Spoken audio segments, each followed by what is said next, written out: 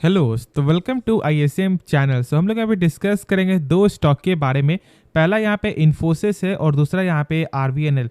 तो आप इस वीडियो को अंत तक देखना। अब देखो बहुत सारे लोग यहाँ पे डर गए होंगे कि भाई इन्फोसिस में जो है 8% का गिरावट देखने को मिल रहा है, क्या हम लोग स्टॉक को सेल कर दें या फिर क्या अभी ये एक अच्छा बाई का मौका है। तो देखो समझो, सबसे पहले जो आप लोगों का डाउट था कि क्या क्वार्टर वन का नंबर खराब आया क्या, तो ऐसा बिल्कुल नहीं भाई। क्वार्टर वन का नंबर सही आते हुए दिखाई दे रहा है और आप ये जान भी रहे, जो मैंने कल आपके साथ जो है पूरा शेयर किया था कि यहाँ पे कैसा जो नंबर देखने को मिल रहा है।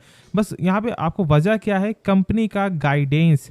बस यहाँ पे गाइडेंस जो कट होते हुए दिखाई दे रहा है ना, बस वही सबसे बड़ा यहाँ पे दिक्कत कर रहा है। अब देखो ये क्या यहाँ पे दिक्कत हो रहा है, तो आपको सीसी यानी कि यहाँ पे कांस्टेंट करेंसी, ठीक है, जो पहले आपको 4% से लेकर 7% के बीच में था, अब वो यहाँ पे कम होकर हो गया है कितना, 1% से लेकर 3.5% के बीच में। और यही सबसे बड़ा यहाँ पे मेन कारण है कि बहुत सारे आईटी सेक्टर की जो कंपनी है उनका गाइडेंस यहाँ पे सही आते हुए दिखाई दिया, लेकिन यहाँ पे इन्फोसिस में एक उल्टा आपको देखने को मिला है। और इसलिए कल के दिन रात में जानते हो कि इन्फोसिस एडीआर में भी आपको ऑलमोस्ट 8% तक का एक बड़ा गिरावट था।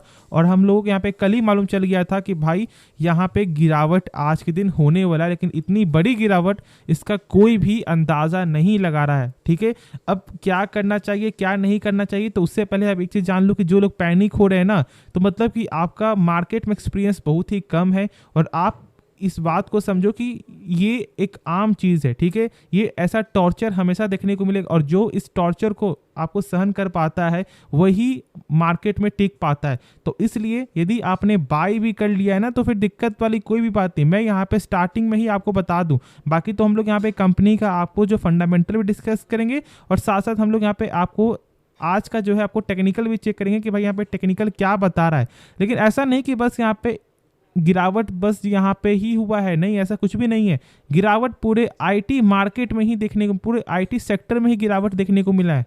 आप यहाँ पे देख रहे हो कि निफ्टी आईटी में, ठीक है, आज के दिन आपको ऑलमोस्ट आपको 4% से ज़्यादा का जो गिरावट आपको दिखाई दे रहा है। लेकिन हाँ, हम लोग ऐसा बोल सकते हैं कि पूरा जो मेन कारण है वो यहाँ पे है किसका, इन्फोसिस का ही रोल है इस इतना बड़ा गिरावट होने का। ठीक है, क्योंकि गाइडेंस यहाँ पे सही आते हुए दिखाई नहीं दिया कंपनी के तौर से और इसलिए इस तरह से यहाँ पे गिरावट आपका हो रहा है। और इसलिए ऑलमोस्ट सारे आईटी सेक्टर के स्टॉक में कहीं ना कहीं 2% का गिरावट, तो कोई 4% का गिरावट, ऐसे ऐसे यहाँ पे गिरावट आपको निकल कर आ रहा है। तो इस चीज़ को यहाँ पे इग्नोर करो। ठीक है, कोई भी यहाँ पे जो रिक्सी वाली बात नहीं है। ऐसा नहीं है कि भाई स्टॉक को सेल कर दो, ऐसा यदि करते हो तो फिर मतलब कि सही डिसीजन आपका नहीं हो सकता यदि आपने यहाँ पे शॉर्ट टर्म पर्पस के लिए या फिर आपने लॉन्ग टर्म पर्पस के लिए होल्ड करके रखा हुआ है। तो यहाँ पर आप देख रहे हो कि भाई कंपनी का जो फंडामेंटल है उसमें कोई भी खराबी देखने को नहीं मिलता है यार। 40% का यहाँ पे रिटर्न ऑन कैपिटल एम्प्लॉयड है और मतलब 100 रुपया हो जा रहा है 140 रुपया, मतलब 40% का यहाँ पे ग्रोथ। और कल एक सर का कमेंट भी आया था कि यहाँ पे मैं चाहता हूँ कि 20% तक स्टॉक गिर जाए जिससे मैं यहाँ पे और ऐड कर सकूँ, मतलब और यहाँ पे बाई कर सकूँ। और आज के दिन ही आपको 8% का गिरावट आपको देखने को मिल रहा है। और देखो यही होता है, ठीक है, जो लोग मार्केट में पहले से है वो बस यहाँ पे मौके को ढूंढेंगे। ठीक है, क्योंकि जब लोग डर रहे हैं ना, अब जानते हो ना एक डायलॉग, जब लोग डर रहे हैं तो मतलब कि आपको यहाँ पे क्या करना है, बाइंग करना है। और जब लोग खुश है मतलब कि आपको यहाँ पे डरना है। और बस वही चीज़ है, अभी इन्फोसिस के जितने भी जो यहाँ पे आपको शेयर होल्डर है वो पक्का यहाँ पे डर रहे होंगे। ठीक है, लेकिन अभी भी बहुत से लोग आपको यही सोच रहे होंगे कि भाई ये मौका एक अच्छा मौका है, हम लोग यहाँ पे आपको धीरे धीरे करके स्टॉक को बाई करेंगे। और बहुत से लोग आज के दिन ही बाई किए होंगे। ठीक है, इसमें कोई भी शक नहीं है। बाकी आप हर चीज़ यहाँ पे चेक कर लो, कंपनी का जो डेप्ट है वो भी यहाँ पे सही है भाई, बहुत ही कम यहाँ पे डेप्ट देखने को मिलता है। और फिर देखो यहाँ पे इंटरेस्ट कवरेज जैसी हो तो यहाँ पे 108 गुना है, मतलब कि यदि कंपनी 100 रुपया कर्ज ले रहा है तो कंपनी का प्रॉफिट यहाँ पे आपका हो रहा है 10,800 रुपया, मतलब कंपनी आराम से 100 रुपया को चुका सकता है। फिर देखो इसका कुछ और भी, तो इस बार का देखो यहाँ पे कि जो प्रमोटर का स्टेक है वो क्या सही देखने को मिल रहा है। तो देखो इस बार अभी तक यहाँ पे अपग्रेड नहीं हुआ है, लेकिन ओवरऑल यहाँ पे एक फ्लैट प्रमोटर का स्टेक आपको देखने को मिला है। और बाकी यदि हम लोग यहाँ पे चेक करें आपको, तो यहाँ पे फॉरेन का स्टेक क्या था, यहाँ पे आपको 36% से 35%, थोड़ा यहाँ पे अप डाउन होते हुए दिखाई देता है।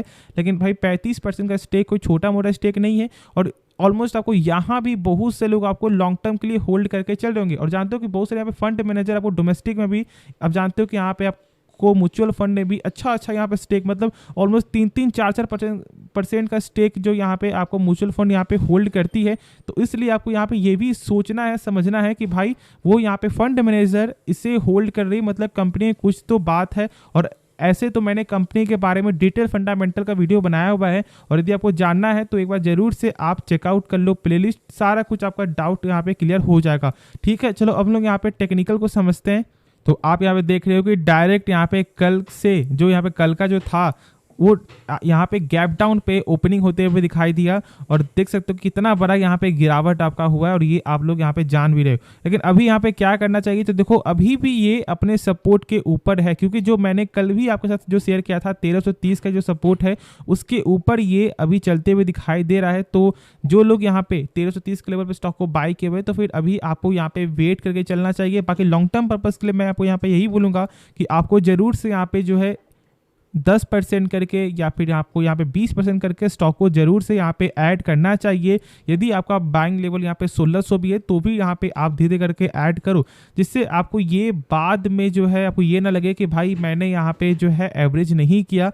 ठीक है, कि बहुत से लोग आपको ये सोचते हैं कि भाई यहाँ पे मैंने बाई किया वो 1600 में, और जब इसका प्राइस यहाँ पे आ गया मान लो 1200, तो फिर अब ये जो ऊपर जाएगा तो ही हम लोग यहाँ पे एवरेज करेंगे, या फिर कब तक ये ऊपर जाएगा कब तक ये ऊपर नहीं जाएगा। तो इसलिए वो यहाँ पे एवरेज नहीं कर पाते हैं और फिर बाद में वो यहाँ पे पछताते हैं। ठीक है, तो यहाँ पे ऐसा कुछ भी नहीं करना है आपको, निश्चिंत होकर यहाँ पे आप कर सकते हो SIP। लेकिन हाँ, एक बार कंपनी का आप जरूर से चेक कर लो फंडामेंटल, जिससे सारा कुछ आप लोगों को सही से मालूम चल जाए।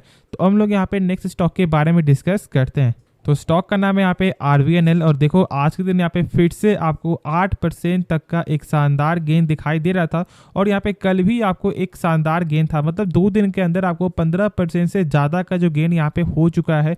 और देख लो यही यहाँ पे पेशेंस हम लोग आपको बोलते हैं। मैंने क्या आपके साथ शेयर किया था शुरू से ही कि देखो 113 का एक सपोर्ट है, और फिर बीच में जो है आपको 118 के रेंज से लेकर 120 के रेंज में ये साइडवेज यहाँ पे चलते हुए दिखाई दे रहा है।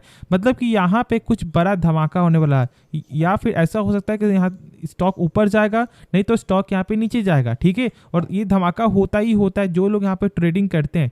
बाकी यहाँ पे क्या हुआ, एक अपसाइड का मूव यहाँ पे देखने को मिलता है, और 2 दिन के अंदर ही ये 15% तक आपको जा चुका है। अब देखो इसका जो ऑल टाइम यहाँ पे हाई है वो यहाँ पे अभी ऐसे दिखाई नहीं दे रहा, लेकिन ऑलमोस्ट आपको 144-145 के रेंज तक ये स्टॉक जाते हुए दिखाई दिया था। अब जिसने भी मान लो बाई किया हुआ है ना, तो फिर अब वो यहाँ पे क्या करेंगे, जैसे कि मान लो यदि इस स्टॉक का प्राइस यहाँ पे जाता है 150 रुपया, तो फिर वो यहाँ पे बेच करके निकल जाएंगे, आपको ये सोच करके कि चलो भाई पैसा यहाँ पे रिकवर हो गया। फिर उसके बाद ये आपको धीरे धीरे करके 180 भी जाएगा, 200 भी जाएगा, और फिर वो यहाँ पे बाद में पछताएंगे। तो ऐसा बिल्कुल नहीं करना है भाई। आपको कंपनी में जब आपने पैसा लगाया तो आपका लॉन्ग टर्म का इसका विजन है या फिर नहीं। यदि बस यहाँ पे आप ट्रेडिंग पर्पस के लिए हो तो फिर जो भी यहाँ पे टारगेट है आपका, वो टारगेट को बुक करो, सेटल। ठीक है, लेकिन फिर उसके बाद आप ये मत देखना कि भाई इसका लेवल 150 था, अब यहाँ पे 180 है या फिर 200 है या फिर 120 आ गया।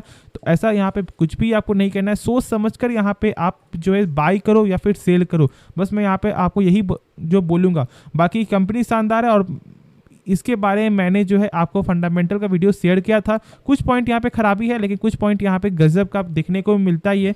और बाकी इसमें ज़्यादा कुछ मैं नहीं बोलूँगा कि इसका अभी जो आपको हिसाब से 120 का ही सपोर्ट दिखाई दे रहा था, जो अब इससे 15% ऑलमोस्ट ऊपर जाते हुए दिखाई दे रहा है। तो अभी आप निश्चिंत होकर यहाँ पे होल्ड करके चलो। बाई फिर से आप गलती मत करना। ठीक है, यदि आप लॉन्ग टर्म पर्पज़ के लिए तो ही यहाँ पे स्टॉक को बाई करो। फॉर द शॉर्ट टर्म के लिए, यहाँ पे ट्रेडिंग पर्पज़ के लिए ये सब एक सही तरीका स्टॉक को बाई करने का नहीं होता है। तो एक बार खुद से सोचना समझना, उसके बाद ही कोई यहाँ पे फैसला लेना।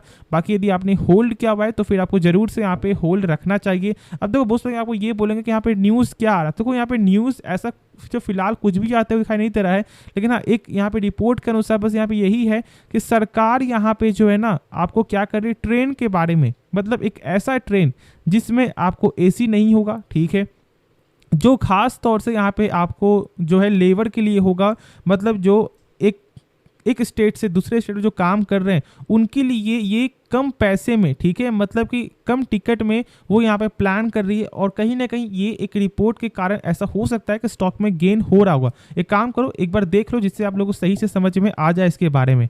यहाँ पर आप देख सकते हो, यहाँ पे साफ तौर से लिखा हुआ है अकॉर्डिंग टू रिपोर्ट्स, ठीक है, according to reports Indian Railways is considering proposal to launch more non-AC general category trains between major cities to meet the demand of low-income passenger and migrant workers. The railway usually run such trains during the festival season. तो ये एक report के अनुसार ऐसा news आते हुए दिखाई दे रहा है, जो मैंने सोचा कि क्यों ना आपके साथ यहाँ पे शेयर कर दे, क्योंकि आप लोगों को ये डाउट हमेशा से रहता है कि भाई क्या न्यूज़ है जिससे स्टॉक गिरावट हो रहा है या फिर तेज़ी हो रहा है। तो ऐसा हो सकता है कि आपको ये सब एक मेन कारण है। और एक और है जो यहाँ पे आपको वंदे भारत के यहाँ पे साफ तौर से आपको रिलेट कर रहा है, क्योंकि आप जान रहे हो कि बीच में आपको ये लग रहा था कि सरकार आरबीएनएल से क्या कर सकती है, डील कैंसिल करवा सकती है, मतलब इसको डील ना देके कोई और से। लेकिन अब ऐसा नहीं है, अब यहाँ पे 2 पार्टनरशिप में डील होते हुए दिखाई दे सकता है।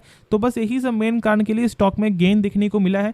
बाकी अभी आप यहाँ पे आराम से आप होल्ड करके चलो। तो होप ये वीडियो पसंद आया होगा। बाकी आपको इस वीडियो में कुछ भी सीखने को मिला, आप इस चैनल को सब्सक्राइब कर सकते हो और साथ साथ आप इस वीडियो को भी लाइक करना।